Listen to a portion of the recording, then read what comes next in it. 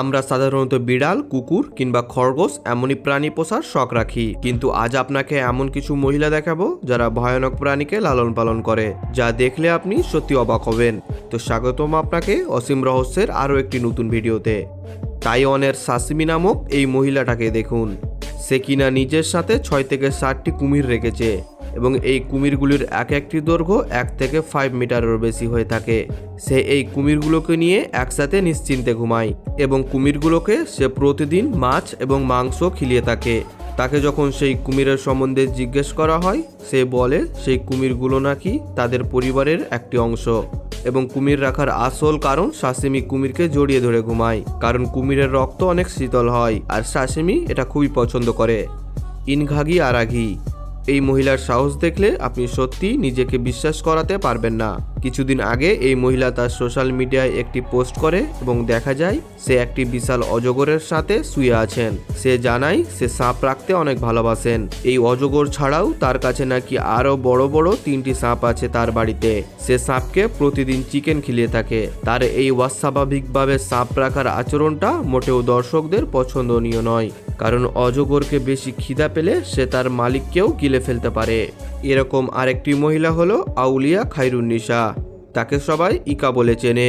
সে কিনা পৃথিবীর বিষাক্ত সাপের মধ্যে একটি সাপ কিংকোবরা নিজের কাছে রেখে থাকেন। এই সাপটির লম্বা প্রায় 5 মিটার। হ্যাঁ, এটাই সত্যি। সে জানায় এটা ছাড়াও তার কাছে নাকি দৈত্যাকার পাইথনও আছে। ইকা দক্ষতার সাথে তার গলায় একটি বড় পাইথন ঝুলিয়ে দেয়। মাঝে মাঝে ইকা সাপের শরীরে আরাম এবং নিরাপত্তা অনুভব প্রদান করতে স্টক করেন। তার কিংকোবরা সাপের নাম র্যাম্বো এবং অবাক করা বিষয় হলো সে জানায় সে সাপের বিষ রয়েছে, কিন্তু তার কোনো ক্ষতি করেনি এখনো পর্যন্ত। সে জানায় কিংকোবরা সাপটি নাকি সপ্তাহে 3 থেকে 4টি কোট সাপ খেয়ে থাকে। যদিও সৌভাগ্যবশত এখনো পর্যন্ত তিনি তার বিষাক্ত পোষা প্রাণী দ্বারা ক্ষতিগ্রস্ত হয়নি। তার কাছে এই কিংকোবরা 2 বছর ধরে আছে। সে কিনা তার একটি বন্ধুর কাছে পেয়েছিল। এরপর এই বাচ্চা মেয়েটিকে দেখুন। তার নাম ইনভারাগিভ।